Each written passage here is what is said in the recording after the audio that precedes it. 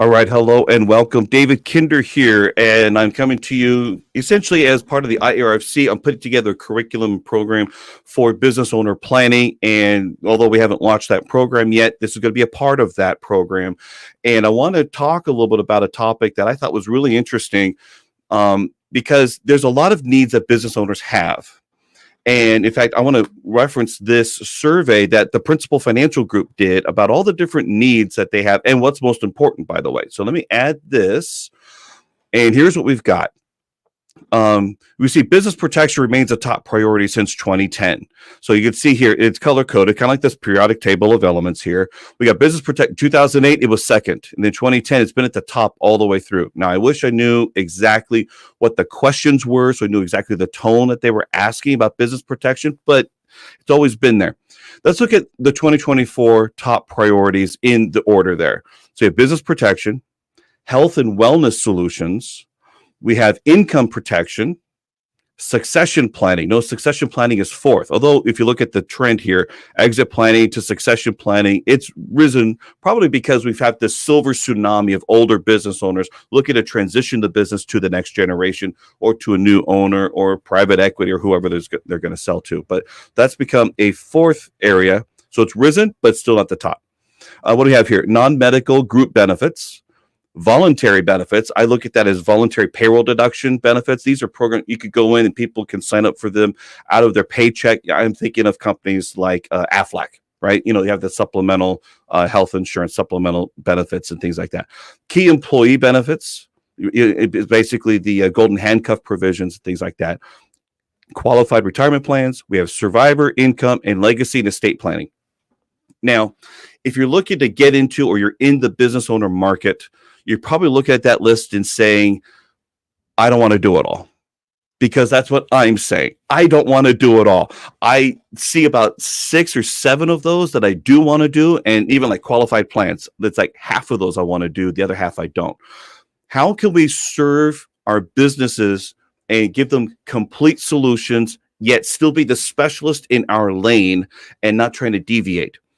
And that answer came to me about 6, 7, 8 months ago. I went to a NAFA, local NAFA Inland Empire meeting, and I met these 2 ladies from a company called BBSI. Now, I'm going to bring them here on stage here, and because they are with a company that's known as a PEO, a professional employer organization, and they can help fill in the gaps with us so that maybe we're the quarterback and yet they can help fill in all those gaps. I brought them here to make sure that we can talk about these things in a complete presentation. They're here to continue this conversation. And believe me, I've only heard them one time before. So if a question comes to my mind, I'm going to stop and interrupt and ask because that's how I am. I'm the guy, I don't mind asking what might feel like a dumb question. No, I'm going to ask any question to make sure that I understand. So Kris and Lakissa, thank you so much. You're here from BBSI, local to me here in Temecula.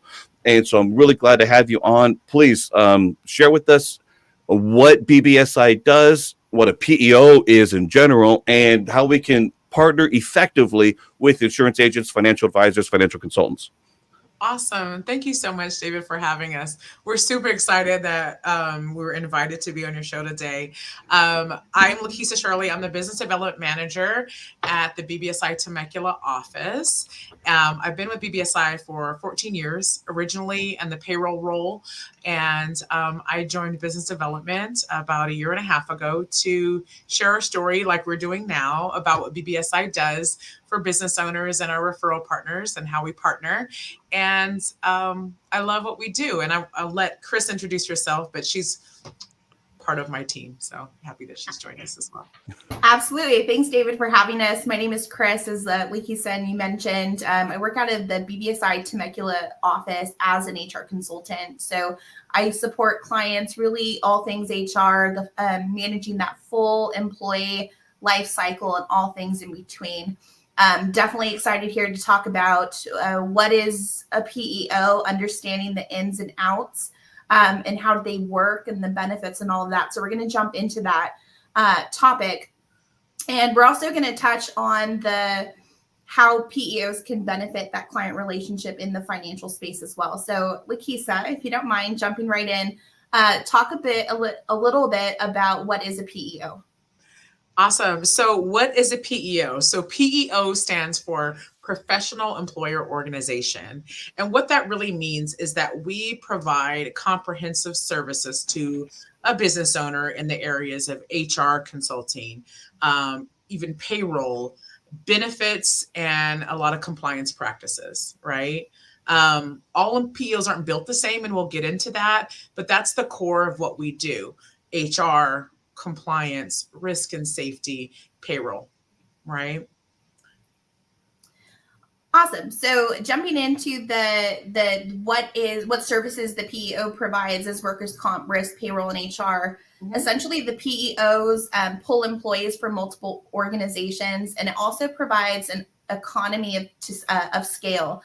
So giving them access to better resources and support tools and even benefits, which really unlocks the business's potential to grow and focus on their core business. Mm-hmm. Right. And it's the model, and how we get it done is throughout all PEOs, there's a bit of a co-employment model, right? Where a typical PEO, or I'll say not typical, but a standard PEO is going to have a co-employer relationship where they become the employer of record. Sometimes you might hear the term leaseback, right? Where ABC PEO is the employer, and now that business owner is no longer an employer at that time for that employee. They still manage day-to-day operations. However, the employer relationship sits in the PEO space. But there's also, like BBSI, there's a hybrid of that where the employer still maintains that relationship with their employee. They are still the employer of record, but they're still allowed the benefits of a PEO, where access to our benefits plans, access to workers' comp, and different things that we can support them on, but they do not lose care, custody, and control of their employees. They still remain the employer of record. So there's two different variances there that are important to understand in any PEO that you're dealing with. Is it a true PEO, or is it a bit of a hybrid? I think with a hybrid, I may be biased, but you're getting the best of kind of both worlds. You have the protection and compliance, but you still get your employees. They're your employees, and you're in control. Absolutely. When we talk about PEOs, I always think that there's two ways to describe it. It's, what is PDO and what do they do? And so Lakissa, absolutely. Serving them as a solution, those areas can definitely benefit the client. So jumping into the topic of benefiting the clients, let's be specific or a little bit more specific on those pieces of those benefits. Yeah. Okay. I like to say, in all honesty, a PEO should be an extension of your benefit, your business, your operations, right? And where we come in at is additional administrative support.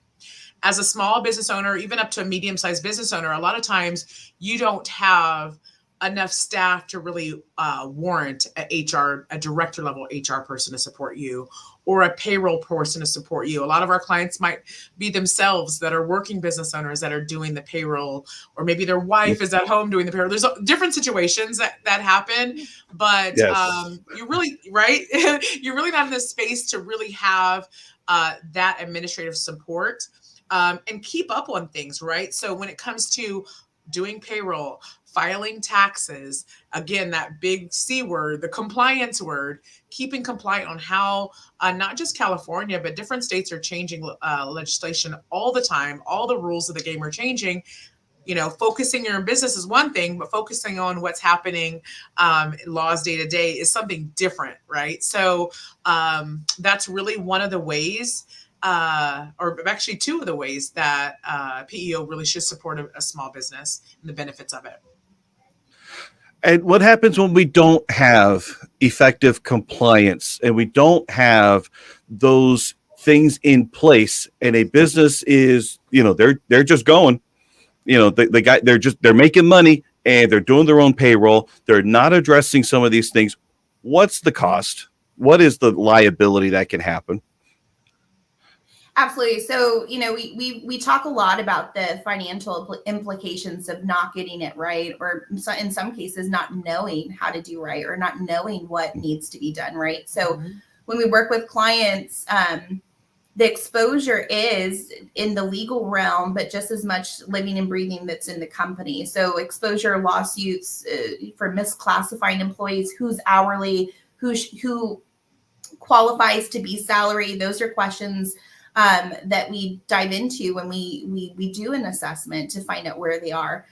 So there's legal ramifications if it's not done correctly. But additionally, the market right now for talent, the labor market is so intense and so difficult for a lot of businesses. And so by not getting it right, you're investing people to come on board and leave in a few months, and those ads got to go up. Your management needs to step aside and revisit that entire process. It essentially is throwing a lot of money and resources down the drain for not doing it right, or not doing this just prioritizing the process. As there are a strategy out there, and so there is a strategy out there, and so what the PEO brings to the table is that expertise, and no business is the same. But we do face a lot of similarities. So instead of taking 3 months to figure it out, we're getting, the expertise put on the table, and we're expediting the solutions. Mm-hmm. I want to also add, you don't know what you don't know. And so a lot of business owners we meet don't even understand that there's a risk or there's a cost. Some just don't know. They're not on top of it. But one thing that they're doing is they can say, I think I'm doing something wrong. They just don't know how to find out what that is. And what it's costing them is sleep at night. Sleep at night as a business owner. It's hard enough. It's a lonely place to be. But there's always this rumbling feeling. You go, I think I'm doing something wrong, but I don't know what it is. I think when you're partnering with experts, right? Just like, your financial advisor is your trusted advisor, right? When you're partnering with experts, there's a peace of mind that comes along with that. And the same thing with your PEO relationship. You want to make sure you have the right PEO, the people that know what they're doing. There's going to be some peace that comes along with that as well, which is super important, right? So, and because without having that, you've got the exposure, and that exposure can show up not just in possible injuries. That's the worst case scenario, right? Someone gets injured on the job. Okay, you got to make sure your workman's comp is there in the first place, let alone is it properly priced? Is it covering who it needs to cover? And then from there, it's the lawsuits. And all you need is one nice big one, and you're out of business. Absolutely. We look at the major cost.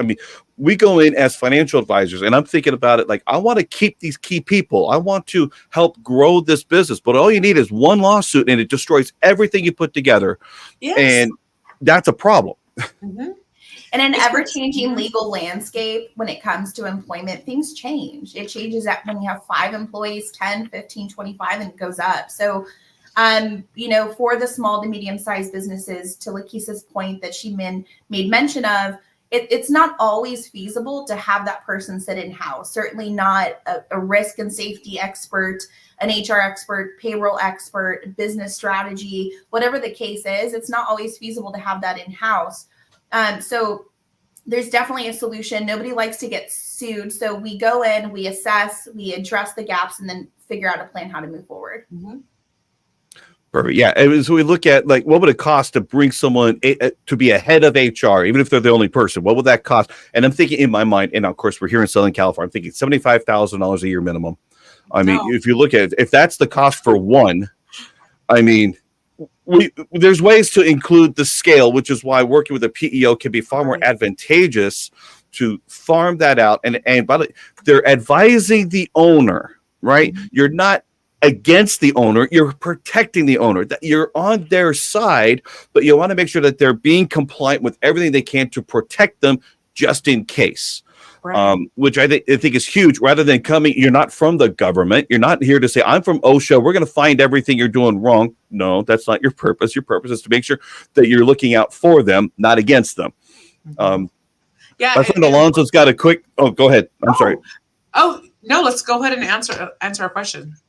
Alonzo's got he's my brother from another mother. He's out in Connecticut, and he asked, does this focus more on the sales force or admin support as far as employees? My first thought is yes.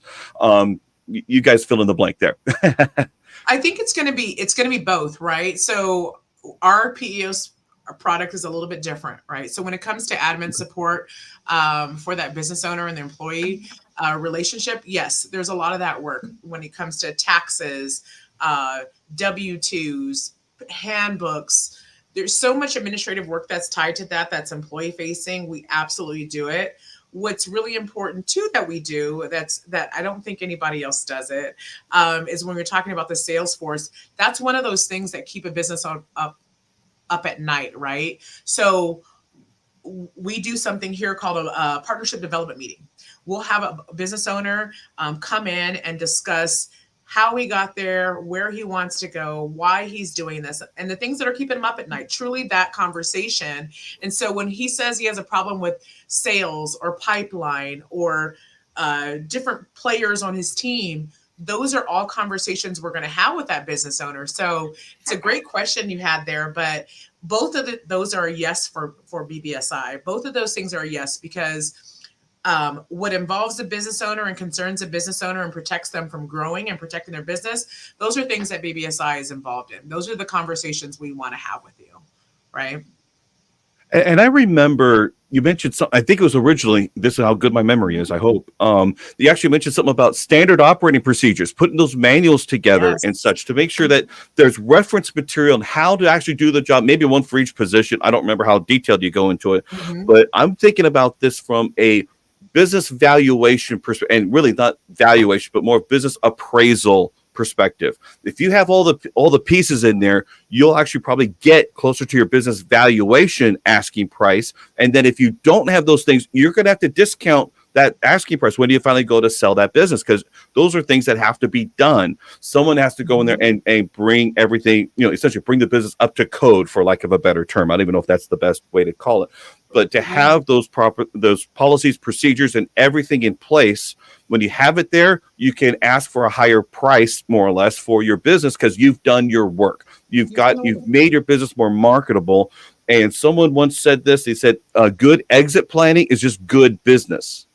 And when you think about it from the beginning, just doing it all right from the beginning as best as you can, and bringing in a company, a PEO like BBSI, can help shore up all those loose ends and, for lack of a better term, legitimize your business. I mean, that's the term that comes to my mind. Well, I think it's a great point. It's solidify your business, right? When you talk about there we go. I like that. That's a better term. I didn't want to make it sound like they had an illegitimate business. When you talk about the value of your business or what it's worth in this business valuation, right? You have your intangible and assets and your tangible assets.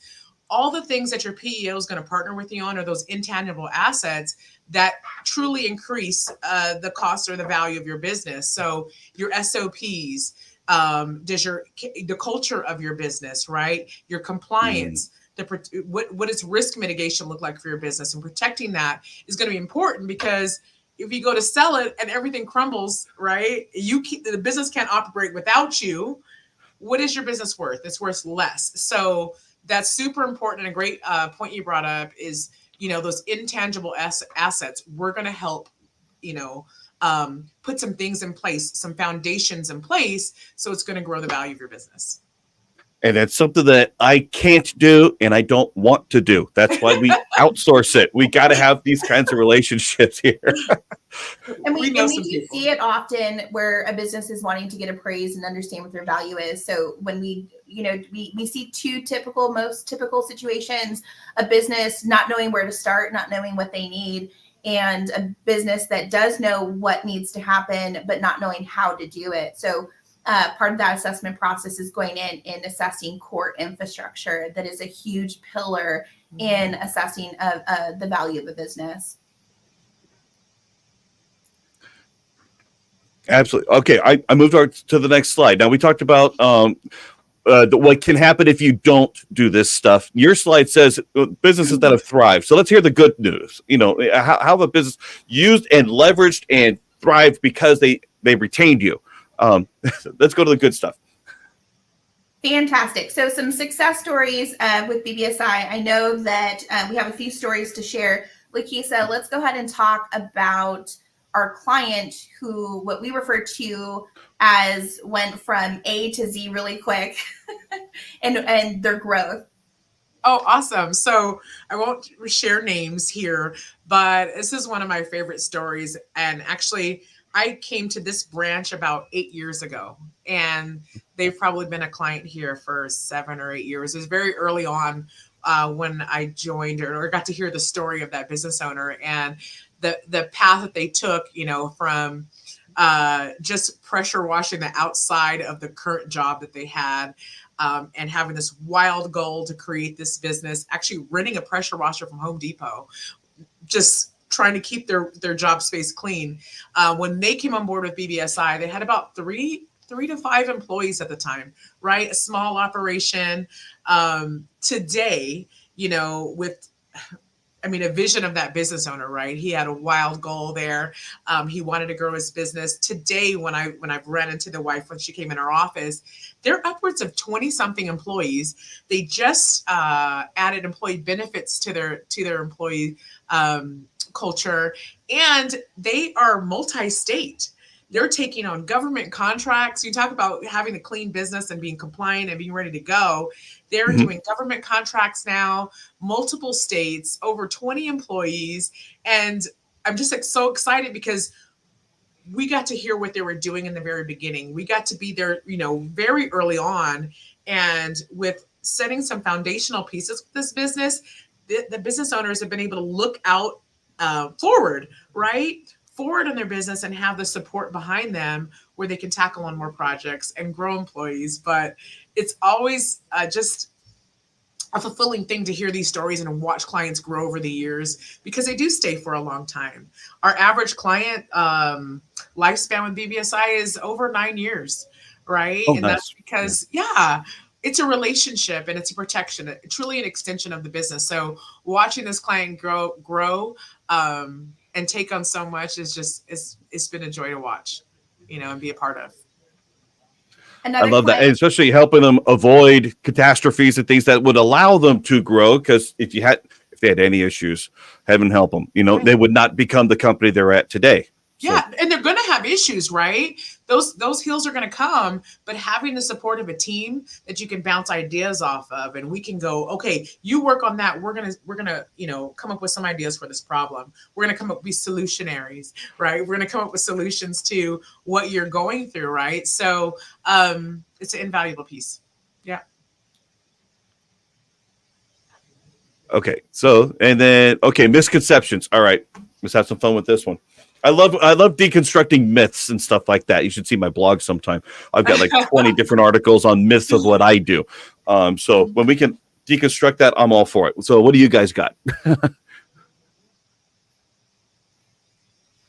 All right, Kris, do you want to talk about that? I know sometimes there's some misunderstandings people have about working with PEOs and the scary stories, but do you have something about that maybe?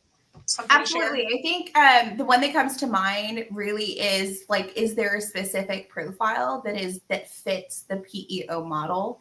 And the quick answer is no. I don't necessarily think that whether you have 5 employees or 500, we have clients all in that space, that it's not industry specific, complexity, the maturity of the business.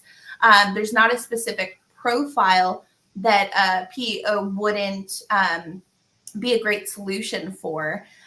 So in that, we support both in the private sector, nonprofit, franchise models. So we're in all of those spaces providing these solutions. So I don't necessarily think that there's that profile that is specific to a PEO solution. I have heard we talked about it earlier about losing control or not being able to fire someone. The PEO can come in and fire all their employees, right? What do you think about that one? So yeah, I definitely think that it's a common question. When a business owner thinks that they lose control in managing their employees, it can be kind of scary. At first glance, they could think, oh, wow, that's really helpful. But at the core of it, I don't necessarily think it's a solution that If they say that's helpful, I'm sorry, they've got someone in mind when they're saying that right there. They do. Go talk to Frank. That's it. Absolutely. So, but it does serve, in a long-term sense, it does serve a ton of value into maintaining that control. And so specifically in BBSI's model, they maintain control, custody, and care of the employees.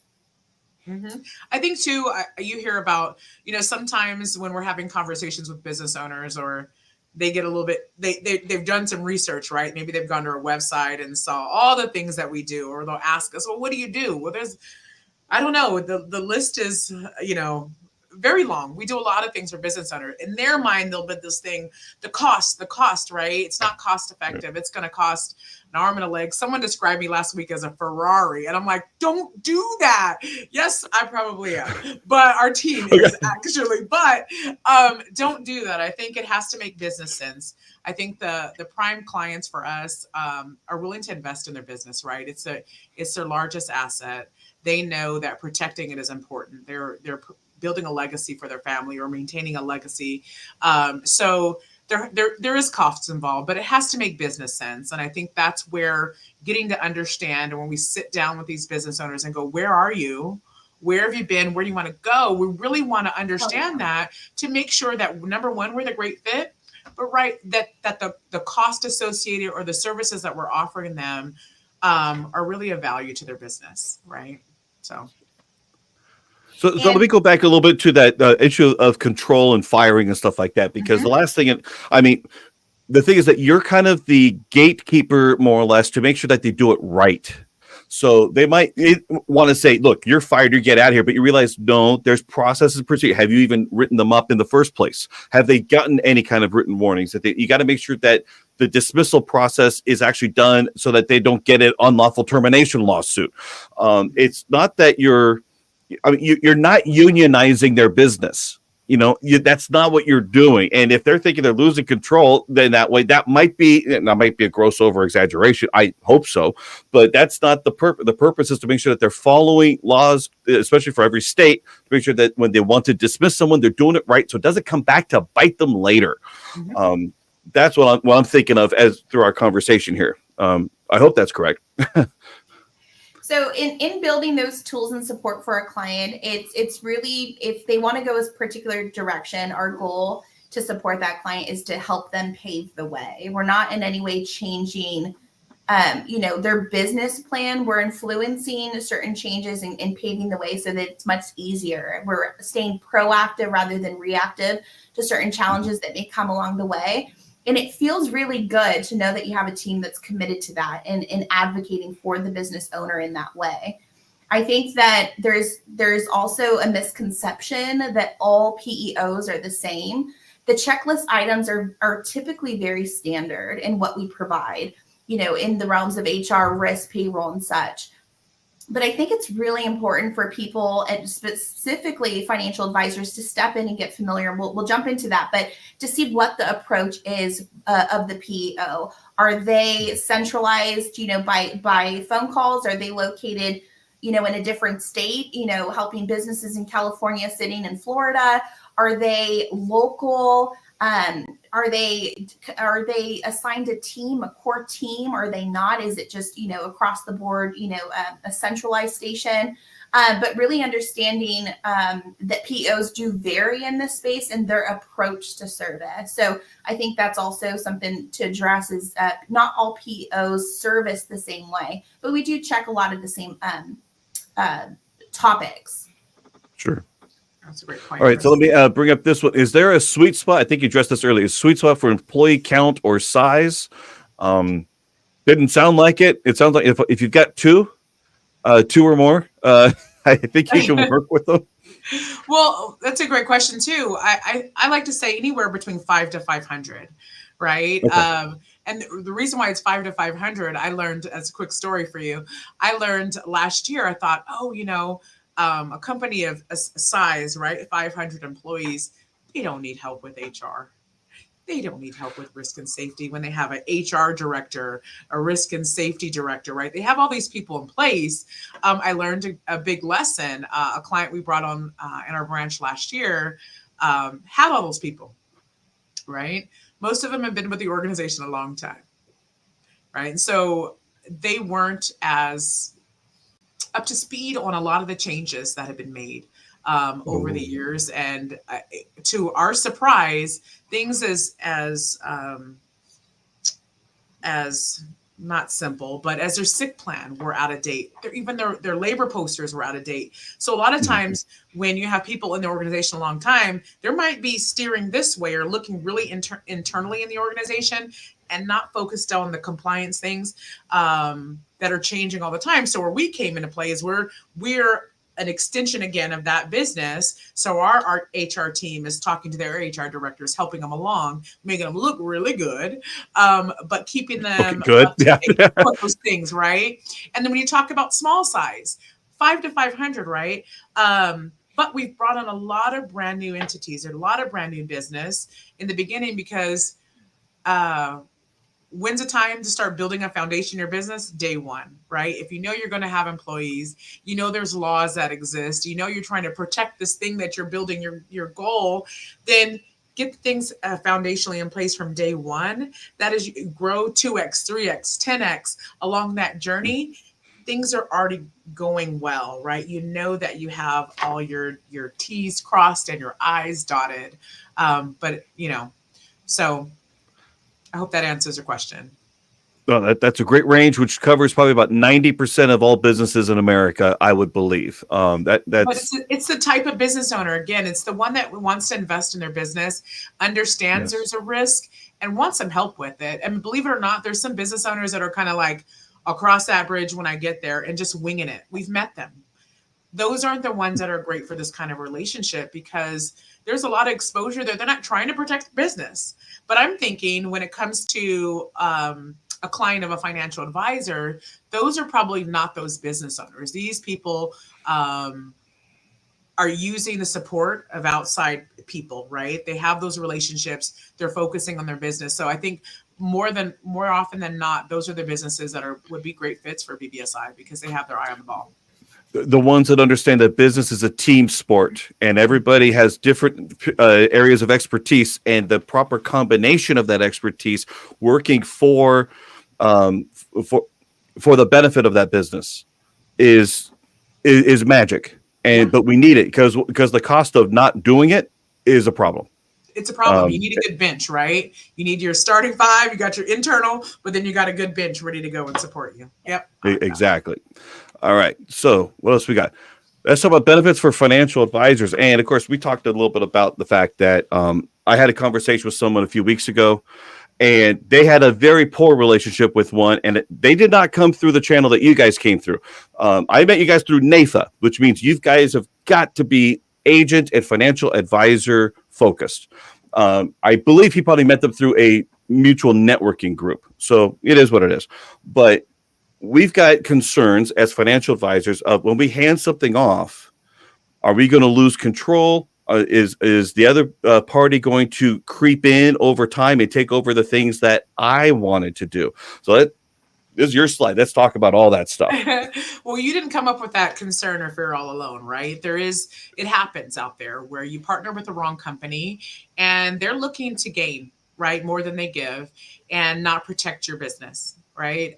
We just talked, a little bit earlier about this, but when a piece of business or a client is referred to BBSI, right, you would be that referral partner. Well, you're my client. Honestly, you're my client as well, and you're giving us the opportunity to service your client. So maybe you offer 401k, and 401k is your jam, and you say, Lakissa, this client needs some help with their payroll. They're just having a hard time. Please go talk to them. But I'm handling their 401k. Absolutely. You keep the 401k. That's a product that we won't touch, but we're going to support them in all these other areas, right? We're there to strengthen your relationship with your clients, with your book of business. We're there to be an extension, again, of you too, not just of the business owner, but the referral partner that introduced us to them. So I think that's super important, where a lot of times you have these larger companies, or maybe not so large, that if you bring them a piece of business over the years, they're going to say, oh, you know what? I want to add 401k to their program and take it away from you. I want to add and take over their workers' comp insurance or their employee benefits and take that away from you. Our job is to partner with you. So, and use your guidance. We're going to keep you up to speed on what's going on with that client, right? Because you have a true relationship with them. You've brought us to play. So we're going to make sure that you're stay updated on what's going on with them. good or bad, right? Oh, we understand they're having some financial issues. We need to talk to David and let him know that this is going on. There's something that he needs to reach out to them about as well. Oh, we're hearing about this going on, even the good news, right? So we're there Yes. to protect your employee relationship or your client relationship, to strengthen that, right? Not to tear that apart, because there's no way that we can grow like we want to grow, or affect change in so many business owners, if we don't partner with the right people and protect those relationships. Absolutely. I'd like to touch on also is that it's a competitive market out there for all industries. And so how special of it is it for a financial advisor to be working with a client and saying, hey, I am truly vested in your success. I am truly vested in, I may not provide, or this bucket of items. This is not my core business, but I'd like to introduce you to someone who is focused and an expert in these buckets. I think it's a great experience and a value add to that relationship to say, hey, my advisor has my back, and he has from his or her arsenal, to put something on the table that can and check these boxes for me. So it definitely is a great experience to have that.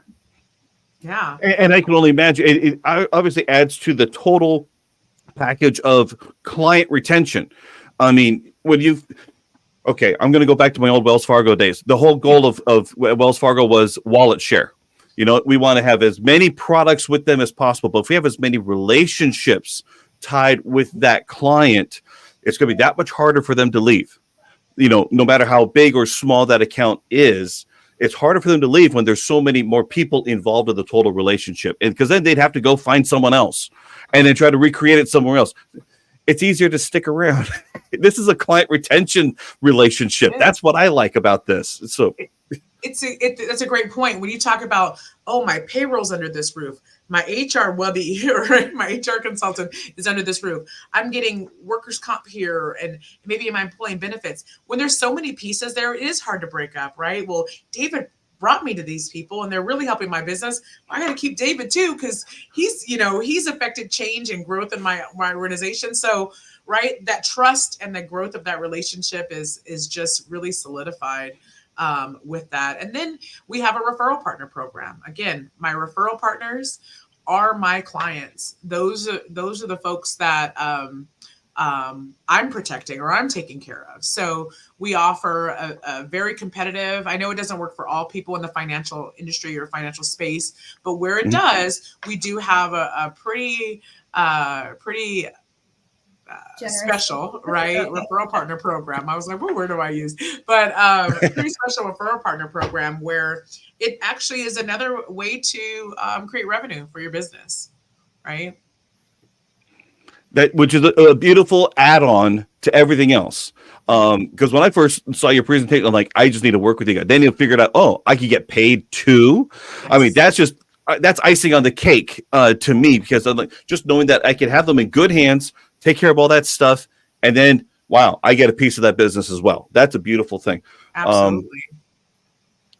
It's definitely a win-win and some more wins, right? There's the most important, I think Kris talked about this too, is finding the right PEO. There's questions that you need to ask. You need to, and we'll get into that, but I think you have to find the right one, right? So that actionable tips, perfect timing for this slide. What do you do now that you know a little bit more about PEOs? What are the next steps, right? And when it comes to collaborating with PEOs, Kris, what does that look like? Yeah, absolutely. So find out if they're local, tap into your network. If any of your network is working with the PEO space, ask about the experience, make a phone call, ask ask them, what is their method of contact and meeting with clients? So really asking these open-ended questions to really find out the identity of the PEO. That will really help you kind of align maybe your client's needs with how that PEO might approach, that mutual client. Yeah, I think go to their office, right? I think it's important. I think as a financial advisor, you have a close relationship. You're dealing with their money. That's a really close relationship.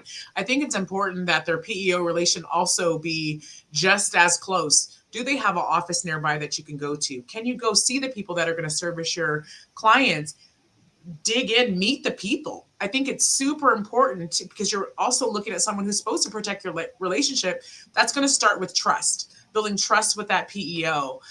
Super important depending on the state that your clients are in. Do they know this state? Right? Kris said earlier, in Florida, doing payroll for California, those two things don't work. Right? That doesn't go together, right? You have to have someone in the state that you're dealing with, understanding the laws and how to protect that client. They just don't do it well from somewhere else. I've seen it too many times that they just don't have the support and guidance if they're at a different state, right? And don't understand that type of business. So collaborate, go visit, and think about the things that will still make you look really good and strengthen your relationship. Does this PEO offer that, right? Okay, and then educate your client, right? As you really get to understand who this PEO is, how they work, then you have enough information maybe to start sharing or asking your clients some questions to find out if it'll be a good fit for them, right? And then tell them what you've learned. I think that'll be super important, is to really ask the questions. Well, how's payroll going for you, right? What is your workers' comp looking like? You know, what's going on in your business? And as you get a little deeper in those conversations, you'll recognize opportunities to leverage your PEO relationships that you have to find a good solution for your business owners. And as a part of collaborating with PEOs and getting, that introduction done, learning, you're going to ask about case stories. We shared a couple today, but really ask about those wins. And bring them to your client. So you want to leverage the wins that a PEO can bring, benefits, the full list of products and services. But businesses, they face some pretty tough challenges. And so when they get over those humps and get those wins, it's really something to share. And so I know Lakissa shares those wins, with the referral partners. And I love being able to go to Lakissa and say, hey, I know that the CPA referred this client to us and they've been struggling with this for 3 years, whether it's turnover or, and sharing that win with Lakissa. And so she brings that back to the referral partners and saying, hey, this is what we did to connect with the client. This is how we closed that gap. They're now entering multi-states. They're hiring their 100th employee, things like that. And so they're really awesome stories to share. They are. And I think just a little bit about us here. We have a group of people that are passionate about helping businesses, right? That's what we're doing. And when Kris comes back or any of our team comes back and shares stories, it's just like, yes, this is the work that we signed up to do here at BBSI, right? To, protect these business owners, to protect their businesses, to protect their legacy. And I wouldn't want to do anything else, right? It's tough out there. A lot of times for these business owners, it's a lonely place. You don't have a lot of friends that you can talk to about your stuff. They don't want to hear it. Maybe their husband or wife doesn't want to hear it coming home and meh, meh, meh, meh. But they get to come into our office. That's exactly how it sounds too. Charlie Brown's teacher. I hear you. Right? Yeah. That's what it is. But it's a safe place here, and we get to hear those stories and provide solutions for them, and just kind of, be an extension of them, right? And have their back. It's good work. Yeah. And so what I'm thinking of it as financial consultants, when we're meeting with our business owner clients, the main thing that we get to do is not just visit the business itself, which is really the best way to try to learn about a business, but it's asking good questions, and maybe having a section in our discovery forms is something about operational integrity. How's your payroll going? Have you had any issues with the collecting and filing the taxes that you're withholding from paychecks and things like that? I'm just going off of memory here. Who does your workman's comp? And by the workman's comp is a great way to leverage into talking about income protection, because most business owners are not covered by their own workman's comp for obvious reasons. So if you get hurt on the job or off the job, How's you're going to be able to keep your business open, especially depending on the size. How are you going to keep your business open, vendors paid, loans paid, and be able to keep your own bills paid?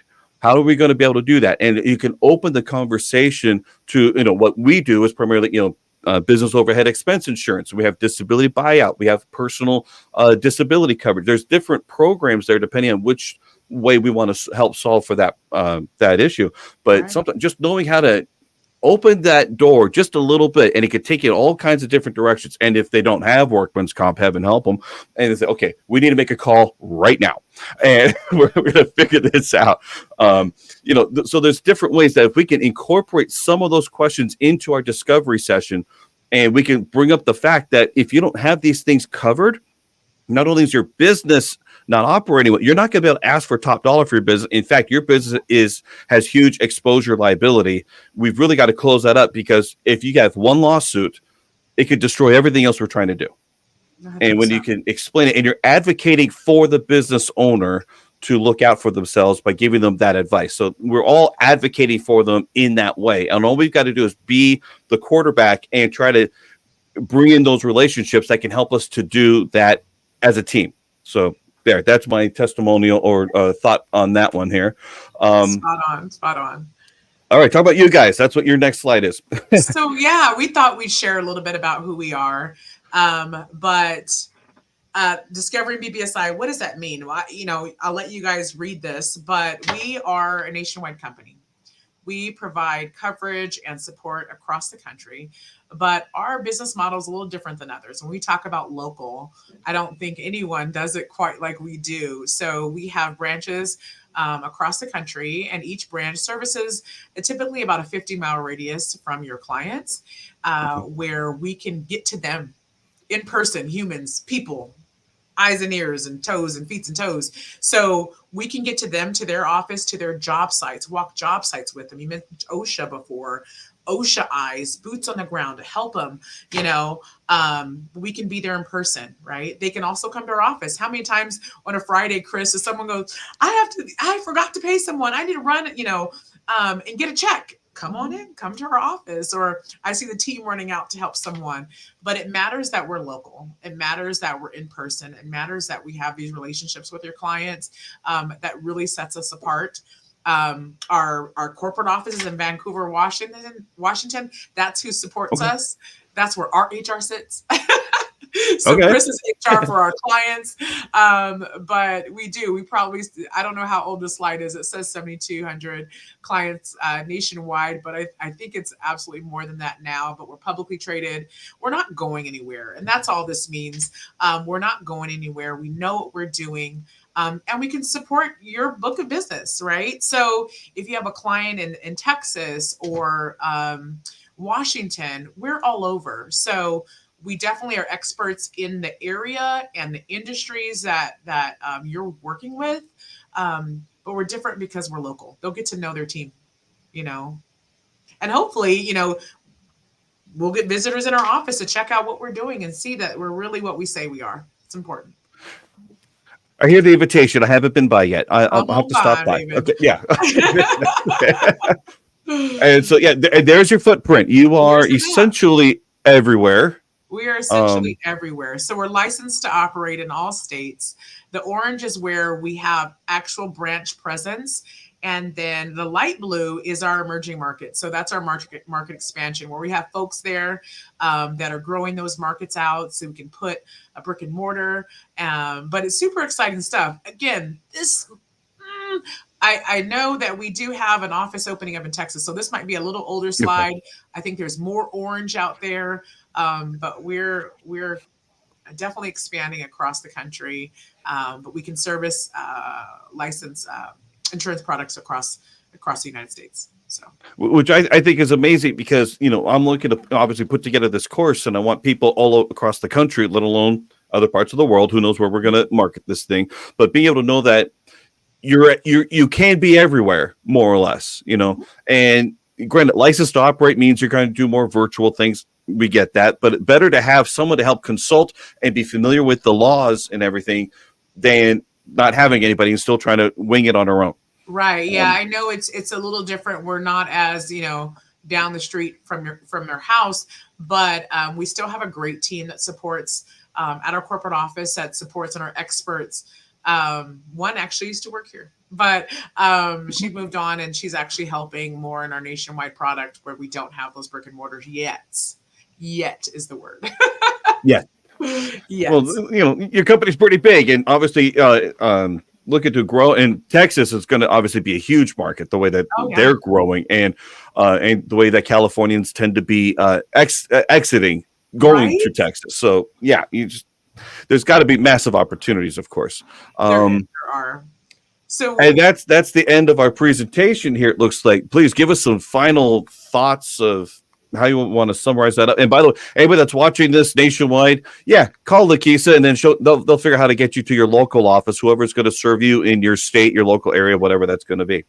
I absolutely want to be a resource. So if you have questions, maybe something's come up and on these slides or in this conversation that have created some questions, please reach out to me. I would love to be a resource, and just maybe you have an idea of a client. You're not really sure. Let's talk about it. Even if it's not a good fit, I think the more conversations we have, the better education or understanding of our product, and will help you identify the right client. So I don't think it's ever a waste of time to reach out to us. I want to build strong relationships and strong partners, really. So ask the questions. Keep them coming. Any final thoughts there, Kris?